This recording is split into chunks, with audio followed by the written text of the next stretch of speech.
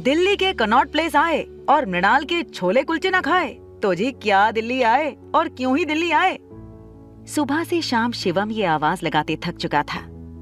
आज घर जल्दी जाना है तो उसने पाजी को फूड ट्रक बंद करके जाने को कहा और वो भी सामान समेट कर निकल पड़ा। लेकिन तभी उसे आभास हुआ कि दो आदमी उसका काफी देर से पीछा कर रहे हैं, जिन्हें देखकर वो और तेजी से भागने लगा।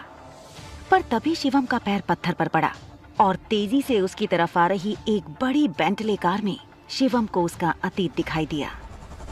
आप लोगों ने मुझे ढूंढा कैसे?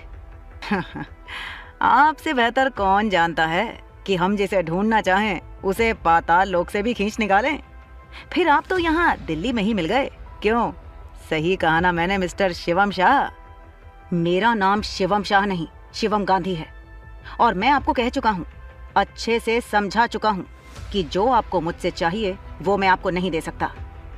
तो मैं ये मान लूँ कि आप सच में सर यानी अपने दादाजी का इनविटेशन ठुकरा रहे हैं।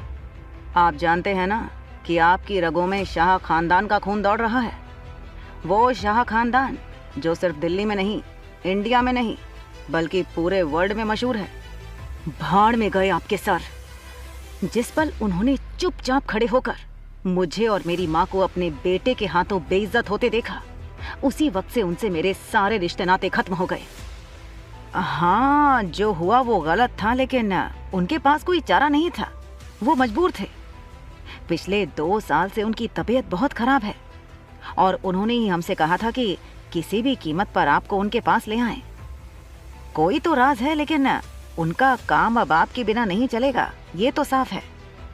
उस आदमी की बातें सुनकर शिवम को 15 साल पहले हुई घटना याद आ रही थी, जिसने उसकी जिंदगी पूरी तरह बदल दी। उसकी माँ जमीन पर गिरी पड़ी है, उसके माथे से खून निकल रहा है और कोई उसे मार रहा है। पास में खड़े दादाजी कुछ भी नहीं बोल रहे। इस दर्द भरे मंजर को भूलकर शिवम ने कहा, देखिए, मैं आखिरी बार कह रहा हूं, वो दिन मैं कभी नहीं भूल सकता। उस दिन मेरी माँ के साथ जो सुलूक हुआ, उन्हें सर के बेटे ने धक्के मारकर बाहर निकाला था। और क्या गलती थी उनकी? हाँ, यही ना कि वो। इतना कहते हुए शिवम अचानक से रुक गया। उसके दिमाग में हजारों सवाल चल रहे हैं। इतने सालों बाद उसके दादाजी ने उसे वापस क्यों बुलाया? क्या थी उसकी माँ की गलती जिसकी मिली उन्हें इतनी बड़ी सजा?